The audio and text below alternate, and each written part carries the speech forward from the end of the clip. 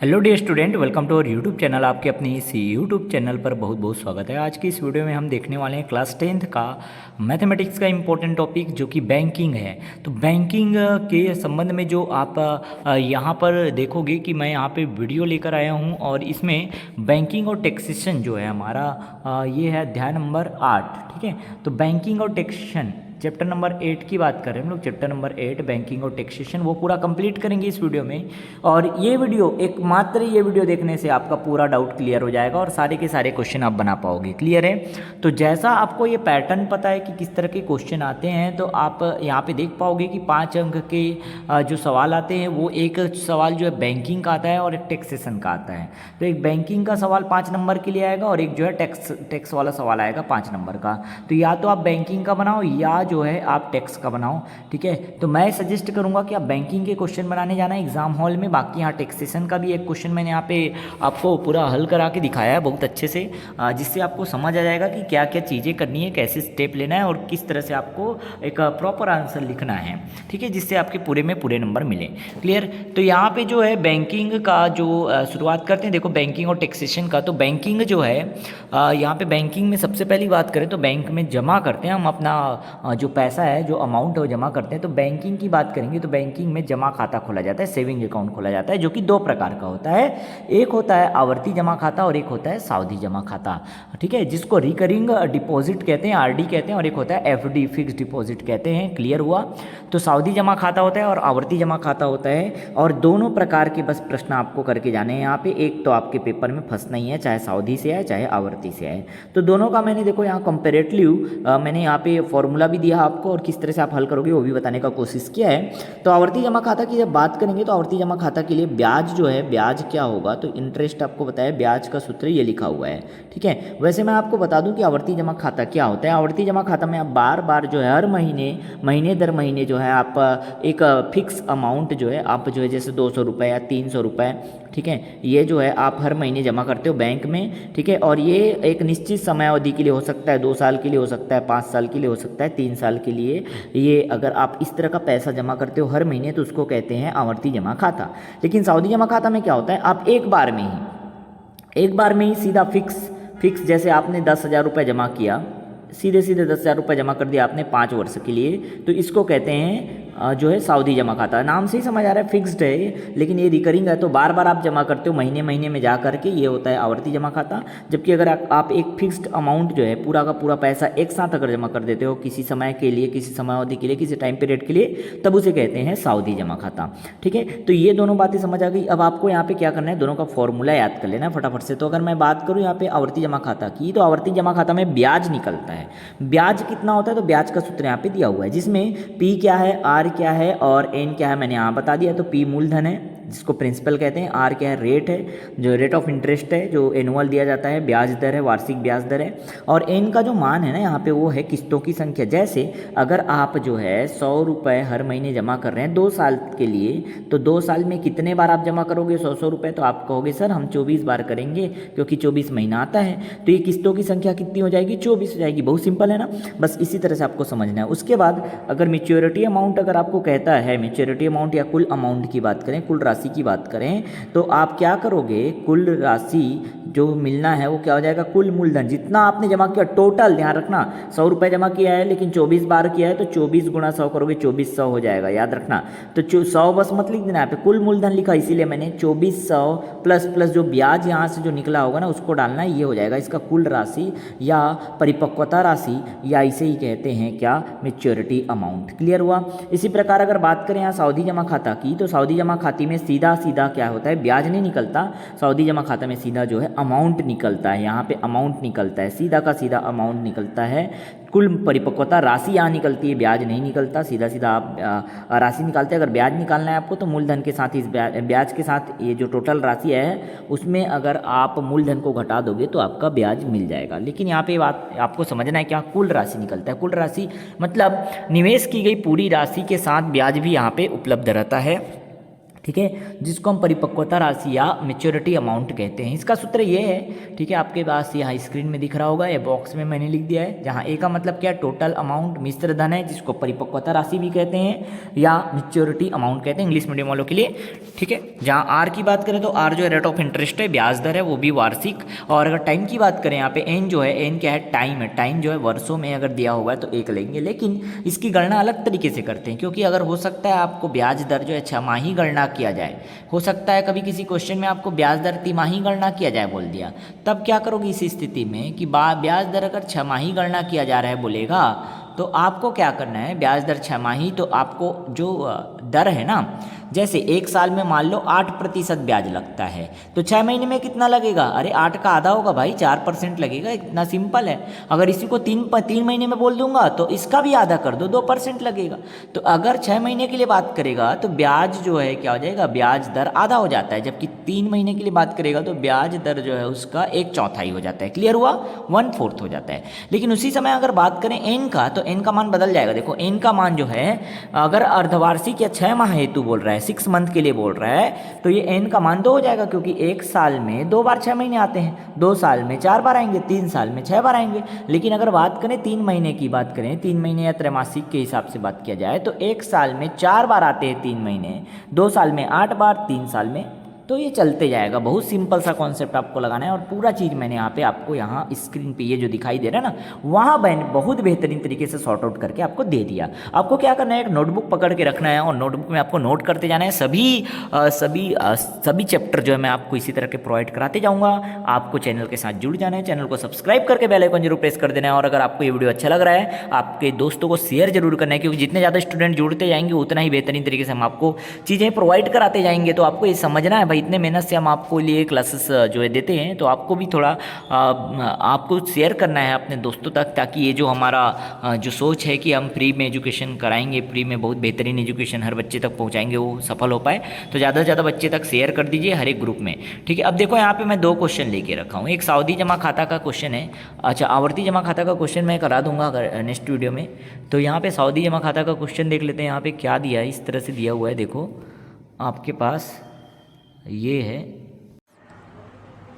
देखो सावधि जमा खाता में क्या करना है, किस तरह से क्वेश्चन सॉल्व करना है, वो मैं आपको यहाँ पे दिखा रहा हूँ। देखो ये सावधि जमा खाता का उदाहरण नंबर 3 जो आप देखोगे बुक में, उदाहरण नंबर 3 जो पेपर में आया भी हुआ है, वो सावधि जमा खाता का क्वेश्चन है। तो आपको एक प्रॉपर पैटर्न में कैसे लिखना है, देखो क्लास 10th के एग्जाम में अगर आप बैठ रहे हो तो ये आपका सही तरीका होता है कि आप जो है सावधि जमा खाता, सबसे पहले क्वेश्चन को अच्छे से रीड करो।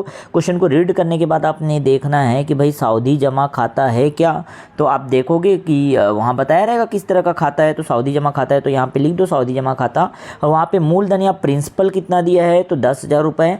और समय की बात करेंगे तो 1 वर्ष 6 माह, और ब्याज दर की बात करेंगे तो 8% वार्षिक या एनुअल दिया हुआ है। ठीक है, लेकिन आपको जो कैलकुलेशन करना है यहाँ पे, जो सावधि जमा खाता का कैलकुलेशन करना है, वो अर्धवार्षिक या सेमी एनुअली करना है। ठीक है, तो यहाँ पे जब सेमी एनुअली करेंगे तो आप यहाँ पे अच्छे समझ पाओगे कि एन का वैल्यू जो है, सेमी एनुअली मतलब अर्धवार्षिक 6 महीने का, तो 1 वर्ष 6 माह में कितने बार एन आएंगे, तो 3 बार, तो एन बराबर 3 आ जाएगा। आर की बात करेंगे तो ये क्योंकि वार्षिक 8% है, तो इसका अर्धवार्षिक मतलब 4% हो जाएगा। क्लियर हुआ। ठीक है, इस प्रकार आप जो है टोटल परिपक्वता राशि या जो टोटल अमाउंट आप निकाल पाओगे। ये जो इसका फॉर्मूला है, इस पे वैल्यू पुट करोगे, और पुट करने के बाद आप जो है कंप्लीट आंसर लेकर के आओगे। ठीक है, तो बहुत सिंपल सा कॉन्सेप्ट है, आपको हर बार ये क्वेश्चन में ऐसे करना है। हाँ, यहाँ सॉल्व करने का तरीका यहाँ पे देख लो मैंने किस तरह से किया है। तो जैसे ये 104/100 पूरे की घात 3 आया, तो मैंने 3 बार उसको लिख दिया, 0 से 0 को उधर ऊपर और नीचे वाले को कटाया और गुणा किया और आंसर लाया। ठीक है, इसी तरह से इसी पैटर्न से आपको करना होगा। ठीक है, तो ये बेहतरीन तरीका था, उम्मीद करता हूँ ये अच्छे से समझ आया होगा। इसी प्रकार आप उदाहरण नंबर जो 3 है इसको समझ गए। अब आगे आते हैं प्रश्नावली का 10वां सवाल।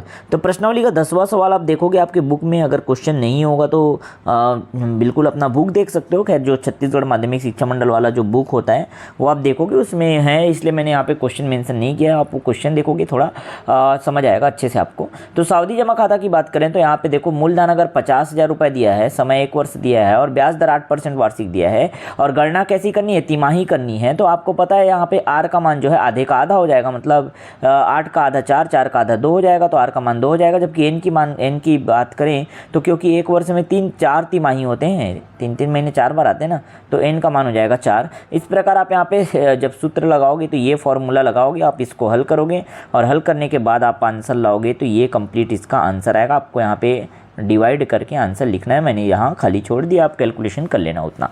ठीक है, उम्मीद करता हूँ पूरी तरह से आप अच्छे से समझ पा रहे होंगे क्या क्या हुआ है, बहुत अच्छे से समझ गए होंगे। ठीक है, आगे आते हैं जो अब जो हमारा कराधान का क्वेश्चन है। देखो कराधान में क्या करना होता है, तो कराधान या टैक्सेशन के किस तरह के क्वेश्चन आते हैं। तो देखो कराधान होता क्या है, तो जो आयकर पर कर दिया जाता है, आय पर जो है कर दिया जाता है उसको आयकर कहते हैं, इनकम टैक्स कहते हैं। और आयकर दाताओं की पहचान हेतु क्या यूज़ किया जाता है, तो ये जो है एक संख्या, एक नंबर यूज़ करते हैं जिसको कहते हैं पैन और टैन।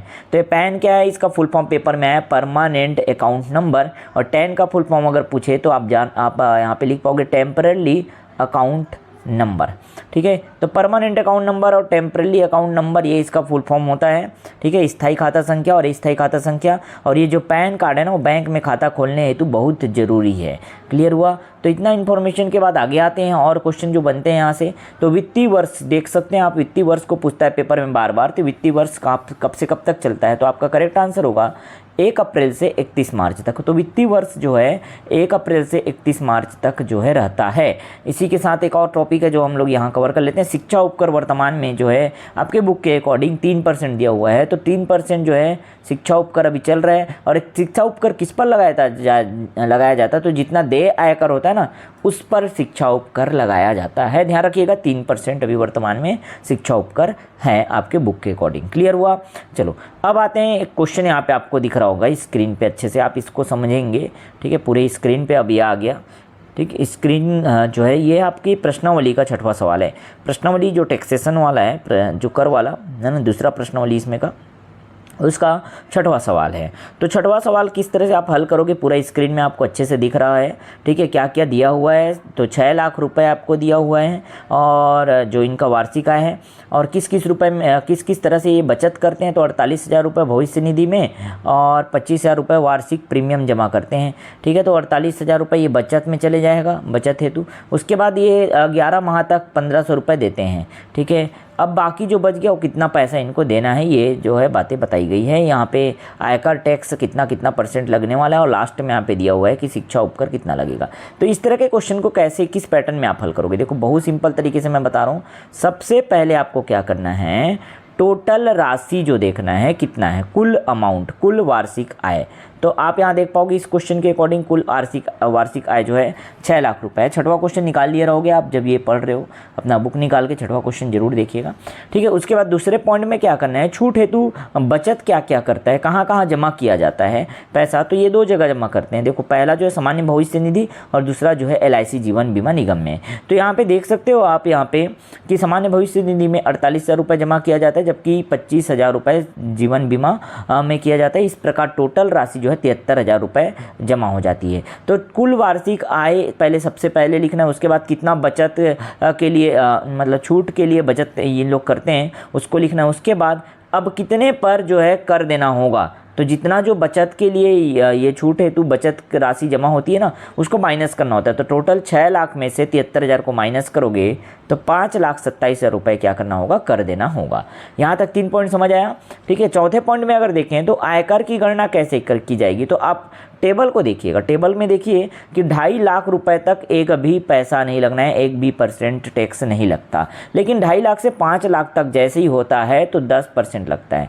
अब यहाँ पे मैं आपको दिखा दूं कि टोटल 5,27,000 रुपये पर इसको टैक्स देना है। ये इनका इनकम है। 6 लाख रुपए का 5,27,000 कैसे हुआ समझ आया ना सभी को। ठीक है, तो 5,27,000 पर इनको क्या करना है, टैक्स कर देना है, जिसमें से 2.5 लाख पर तो 1 भी रुपये नहीं देना है। तो कितना बचा, अब 2.5 लाख पर 1 भी रुपये नहीं देना, मतलब 2,50,000 बचा, और एक तरफ पाव क्या बचा आपका 27,000 और बचा। ठीक है, तो 2,50,000 मतलब टोटल 5 लाख के आते आते 10% इसको जो है टैक्स देना है। तो 2.5 लाख बस का और करो, 2.5 लाख का 10%। टोटल बात को समझना, 5,27,000 था, 5,27,000, उसमें से 2.5 लाख में कोई भी तरह का टैक्स नहीं लगता। तो 2.5 लाख इसमें से माइनस कर देंगे तो जितना बचेगा उसमें फिर टैक्स लगेगा। तो 2.5 लाख से 5 लाख तक, तो 2.5 लाख से 5 लाख, अब कितना राशि बचा? 2.5 लाख बचा। तो 2.5 लाख पे 10% टैक्स लगेगा, ये इस क्वेश्चन में दिया हुआ है। 10% इसका टैक्स लगा देंगे तो ये आ जाएगा 2.5 लाख का 10% तो है ये 25,000 रुपये। ठीक है, आगे और आते हैं। अब जितना पैसा बच गया, टोटल कितना था? 5,27,000 था ना, तो 5 लाख का तक हिसाब हो गया। अब आगे आते हैं आप 27,000 के लिए, तो आपको यहाँ पे देखो टैक्स दिया हुआ है कि 5 लाख से 10 लाख तक आपका टैक्स का परसेंट 20% हो जाएगा। तो बाकी 27,000 के लिए फिर से आप निकाल लो कितना टैक्स देना होगा। तो 27,000 जो बचा था उसके लिए 20% निकालोगे तो 5400 रुपये। तो टोटल कितना आयकर देना पड़ा? तो 2.5 लाख तक 0 रुपीज़, आपको दिख रहा होगा स्क्रीन पर पूरा अच्छे से। 2.5 लाख तक 0 रुपीज़, उसके बाद 2.5 लाख से 5 लाख तक जो है 25,000, और उसके बाद फिर 5 लाख से ऊपर जो हुआ 27,000 उसके लिए अलग तो 5400। टोटल 30,400 रुपये इनको क्या करना है? आयकर देना है। लेकिन साथ ही साथ यहाँ पे जो लास्ट में क्वेश्चन के लास्ट में लिखा हुआ है कि यहाँ शिक्षा उपकर भी लगाया गया है, तो शिक्षा उपकर भी इनको देना है। 3% होता है जितना आयकर होता है, जितना आयकर उसका 30%, तो इसका 3% इसका निकालोगे, 3% निकालोगे तो 912 रुपये आएगा। तो टोटल आयकर कितना हो जाएगा? अब देखो 30,400 पहले देना ही था, साथ ही साथ 912 रुपये शिक्षा उपकर, तो 30,000 और 912 को, 30,400 को और 912 को जोड़ दोगे तो आपके पास आ जाएगा 31,000 जो है 31,312 रुपये। क्लियर हुआ? 31,312 रुपये आपको दिख रहा है स्क्रीन पे। आगे आते हैं, अब 7वां पॉइंट जो दिया है, अग्रिम भुगतान, इन्होंने अभी कितना पैसा जमा कर दिया ये भी आपको देखना है। तो क्वेश्चन के अकॉर्डिंग आप देखोगे कि 11 माह तक को 1,500 रुपये जमा करते हैं, मतलब कुल राशि कितना? 11 गुणा 1,500 कर दो, 16,500 रुपये जमा कर चुके हैं। तो आखिरी अब 12वें महीने में, क्योंकि एक साल में टैक्स देना ही होता है, तो 12वें महीने में अंतिम माह में कितना रुपये इनको टैक्स देना पड़ेगा? तो टोटल टैक्स जो था 31,312, उसमें से 16,500 माइनस करोगे तो यहाँ पे आ जाएगा 14,812 रुपये और देना होगा। तो ये कंप्लीट क्वेश्चन का सॉल्यूशन है। आप अच्छे से इसको देख लीजिए, वीडियो रोक लीजिएगा। ये पूरा आपको देखो, 1 मिनट में आपको पूरी स्क्रीन पे दिखा देता हूँ। ये एक कंप्लीट तरीका है, यही पैटर्न है, इसी पैटर्न से आपको क्वेश्चन को पूरा सॉल्व करना है। तो उम्मीद करता हूँ पूरी तरह से आप अच्छे से समझ पाए होंगे। ये जो हमारा बैंकिंग का जो चैप्टर था, बैंकिंग और टैक्सेशन, वो पूरा एक ही वीडियो में कंप्लीट हो जाता है। इसी तरह के इंपॉर्टेंट वीडियो अगर आपको लगातार चाहिए तो एक काम जरूर कर लेना, चैनल को सब्सक्राइब करके बेल आइकन जरूर प्रेस कर देना, ताकि आप तक लेटेस्ट नोटिफिकेशन जरूर हमारे चैनल के माध्यम से मिलते रहे। ओके, चलो मिलते हैं नेक्स्ट वीडियो में नए इंपॉर्टेंट जो सब्जेक्ट है, नए इंपॉर्टेंट टॉपिक है उसके साथ।